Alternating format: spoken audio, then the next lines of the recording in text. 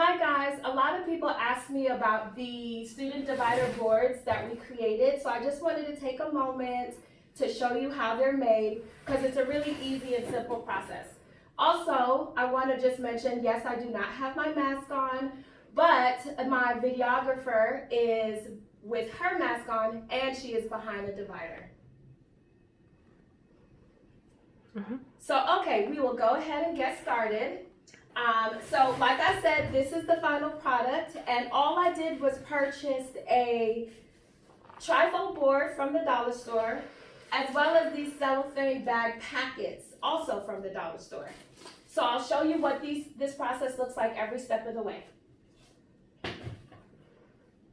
So here is the blank trifold board, and what I'll mention is this is about a little over 3 feet in height, which is a really good height to not interfere with other students who are at different angles of the board from being able to see. So it's a dollar store trifold board. Oh, and what I do is I measure 2 inches from the left, the right, the top, and the bottom, and that is the outline of where I'm going to cut.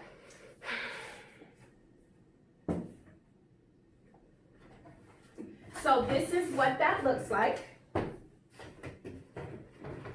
This is what that outline looks like. So as you can see, this is exactly 2 inches all the way around, and then I use an X-Acto knife or a box cutter to just cut this square out. Once that square is cut out, this is what the final product looks like.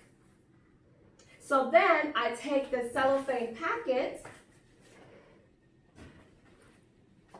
which is this packet right here. And what you will get out of this packet is actually 2 cellophane bags. And these are the bags that you'll usually use for like fruit baskets, gift baskets, that kind of thing. So the packet gives you 2 cellophane bags, which you would then cut along the seams. So you cut coming down one side, going across, and coming up the other side, and you will end up with 4 different divider plastics for your boards. So this is what the end result looks like. Right here. So then, what I do at that point is I take my cutout piece,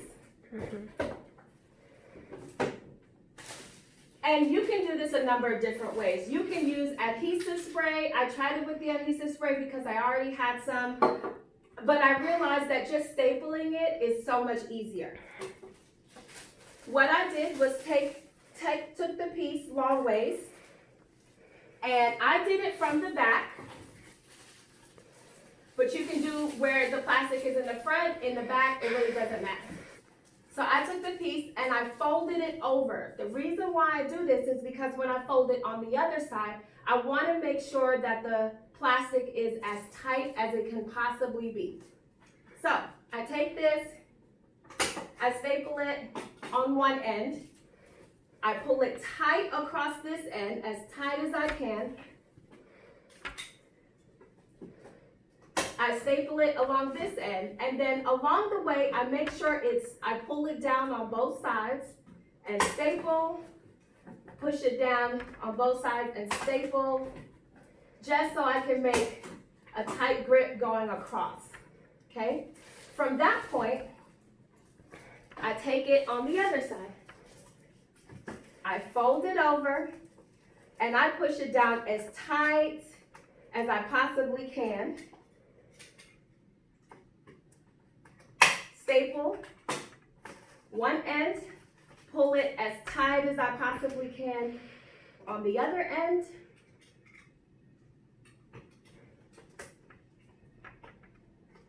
Staple there, and then along the way, like I did before on the other side, I pull down, I staple, I pull down, I staple, I pull down, I staple. Okay? So the last couple of things that I do is I use the pieces that are hung on these sides to just add in a couple of different, couple more staples to make sure that it's tight and secure. So I pull it from the side, I let my staple fall all the way down, and I staple on this end, and then I do the same thing on this end. I pull the plastic as tight as I can, and I staple, okay? I also do the same things down here, so I flip the board and do the exact same thing. And then if you wanted to open up your stapler and staple along the edges, you are more than welcome to do so. I usually cut off the extra tape, and you can, or excuse me, the extra plastic, and you can go along and reinforce the sides with clear tape, like that clear packing tape, things like that. But here's your board.